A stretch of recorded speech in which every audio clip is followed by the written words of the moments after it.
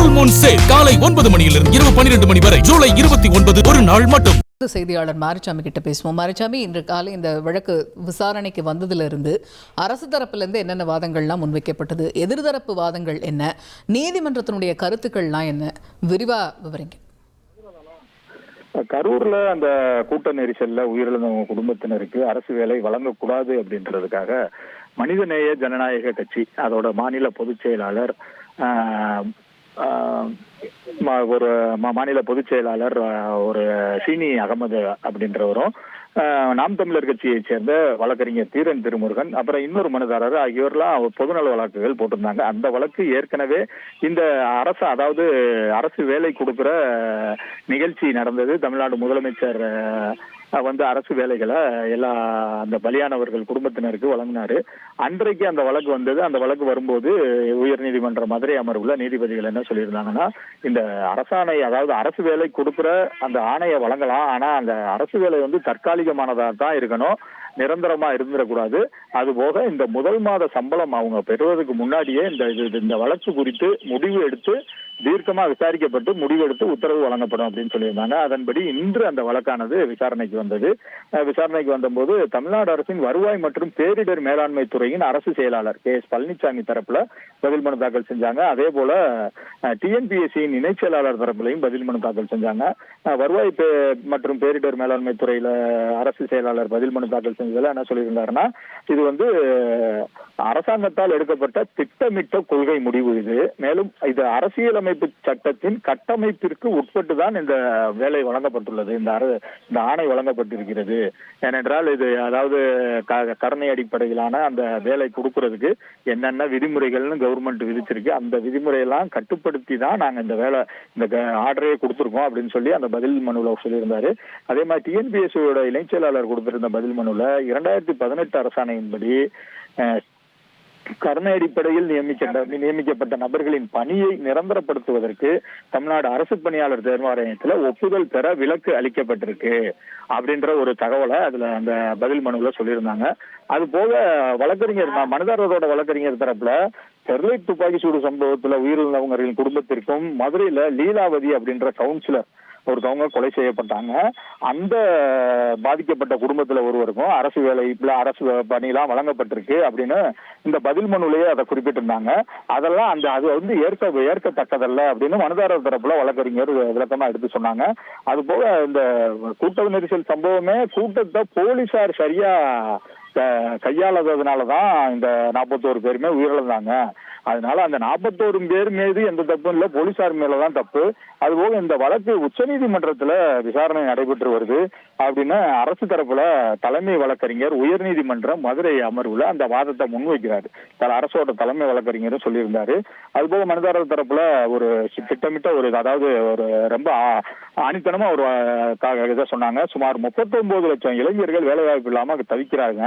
20 லட்சம் பேர், அதாவது ஒவ்வொரு தேர்வுக்கும் ஒவ்வொரு அரசு தேர்வு இருக்குல்ல, அந்த ஒரு அரசு வேலை குறித்த தேர்வுகள் வரும்போதுலாம் 20 லட்சத்துக்கும் மேற்பட்ட இளைஞர்கள் 20 லட்சத்துக்கு மேற்பட்டோர் ஏறத்தாழ ஒவ்வொரு தேர்வுக்குமே விண்ணப்பிக்கிறாங்க அப்படின்ற தகவல்லாம் இருக்கு அப்படின்னு சொல்றாங்க. அதுக்கு அரசு தரப்புல என்ன சொல்லிட்டாங்க, மனுதாரர் தரப்பில் தான் மனுதாரர் ஒரே ஒரு மனுதாரர் தான் தேர்வுக்கு தயாராகி வருகிறேன், அதாவது அரசு வேலைக்கான தேர்வுக்கு தயாராகி வருகிறேன் அப்படின்னு ஒரு இடத்துல குறிப்பிட்டிருக்காரு. ஆனா அவரது வழக்கு பொதுநல வழக்கா அப்படின்லாம் ஒரு கேள்வி எழுந்துச்சு. அது அதை உடனே கோர்ட்ல இது என்ன வழக்கு அப்படின்றத அவங்க தரப்பு வழக்கறிஞர் இது பண்ணிட்டாரு, அவங்க ஜட்ஜுக்கு தெளிவுபடுத்திட்டாங்க. அது முடிஞ்சிருச்சு. அது போக இந்த வழக்கில் மட்டும் பாதிக்கப்பட்ட குடும்பத்தினருக்கு பணி வழங்க எதிர்ப்பு தெரிவிக்கப்பட்டிருக்கிறது. காவல்துறை கூட்டத்தை முறையாக கையாளவில்லை என்ற குற்றம் சுமத்தப்பட்டாலும் அந்த வழக்கு விசாரணையில இருக்கு, நிலுவையில இருக்கு அப்படின்றதெல்லாம் கவர்மெண்ட் தரப்புல இருந்து சொன்னாங்க.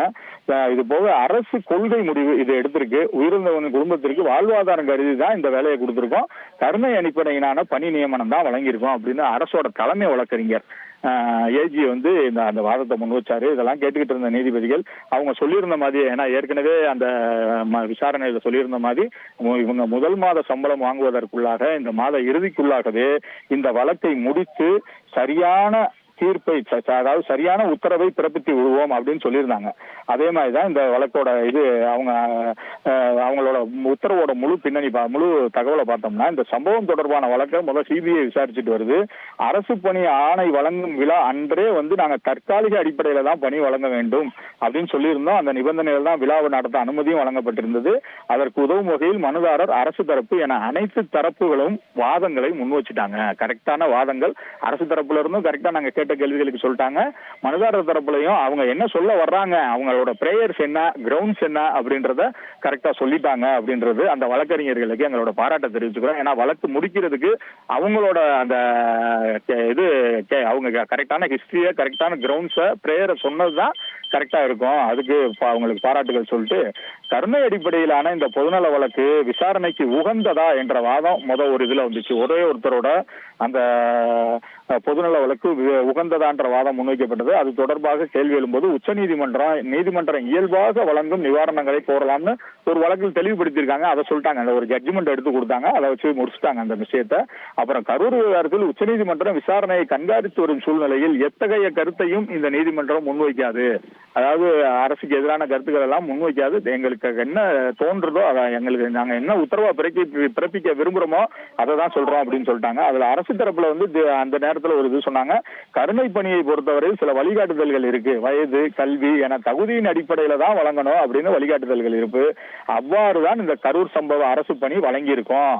இதை எப்படி எதிர்த்தரப்பு எதிர்க்கலாம்? மனுதாரர் மனு போட்டிருக்கவங்க அந்த அரசு பணி வழங்கக்கூடாதுன்னு மனு போட்டிருக்கோம், எப்படி எதிர்க்கலாம் அப்படின்னு தெரியவில்லையே எங்களுக்கு அப்படின்னு சொல்லி அவங்களோட வாதத்தை திருப்பியும் முன்வைக்கிறாங்க. அதுக்கு வேலை வாய்ப்பிற்காக பலரும் காத்திருக்கிறார்கள். அதே தான் அது குறித்து டிஎன்பிஎஸ்சி விவரங்களை தரும்னு தான் நாங்க எதிர்பார்த்தோம். டிஎன்பிஎஸ்சி அதுக்கான விவரங்களை தரல. அரசாணை கருணை பணி அடிப்படையில் பணி நிரந்தரம் செய்ய ஒப்புதல் பெற விலக்களித்திருக்கிறது. அதோட அவங்க முடிச்சுக்கிட்டாங்க. டிஎன்பிஎஸ்சியோட பதில் மனுல அபிடவிட்ல முடிச்சுட்டாங்க அப்படின்றத தெளிவுபடுத்திட்டு, அது போக இப்பதான் முக்கியமான பாயிண்ட சொல்லியிருந்தாங்க. திறன் வளர் பயிற்சிகளை வழங்கி பாதிக்கப்பட்ட நபரின் குடும்பத்திற்கு உதவலாம். அது இவ்வாறு பணி வழங்குவதை விட மிகவும் பயனுள்ளதாக இருக்கும்.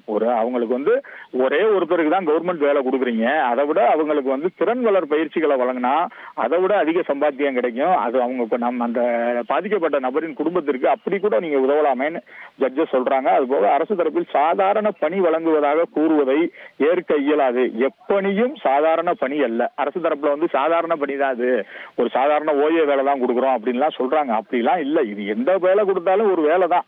அது ஒரு குடும்பத்திற்கு உதவுற பணி தான். அந்த சம்பளம் வாங்கி அந்த குடும்ப வாழ்வாதாரத்தை பாத்துக்கிறது அப்படின்றத குறிப்பிட்டிருந்தாங்க. எனவே கரூர் கூட்ட நெரிசலில் உயிர்ந்தவர்களின் குடும்பத்திற்கு அரசு பணி வழங்கிய அரசாணை ரத்து செய்யப்படுகிறது அப்படின்னு சொல்லி அவங்களோட உத்தரவுல முழு சாராம்சமாவே சொல்லி வழக்கறிஞர்கள் என்னென்ன சொன்னாங்க அதை கேட்டு நாங்க இது உச்சநீதிமன்றத்தில் இருக்கிறதுனால கருத்துக்களை நிறைய தெரிவிக்க விரும்பல, இந்த அரசாணையை ரத்து செய்யறோம் அப்படின்னு சொல்லிட்டு முடிச்சுட்டாங்க. அதுல லாஸ்ட்ல ஒரு பாயிண்ட்டும் சொல்லியிருக்காங்க, முதல் மாத ஊதியம் வாங்குறதுக்கு முன்னாடியே நாங்க இந்த கேஸை முடிச்சிருவோம் சொன்னோம், அதே மாதிரி முடிச்சு வச்சிருக்கோம் அப்படின்னு சொல்லி முடிச்சுட்டாங்க.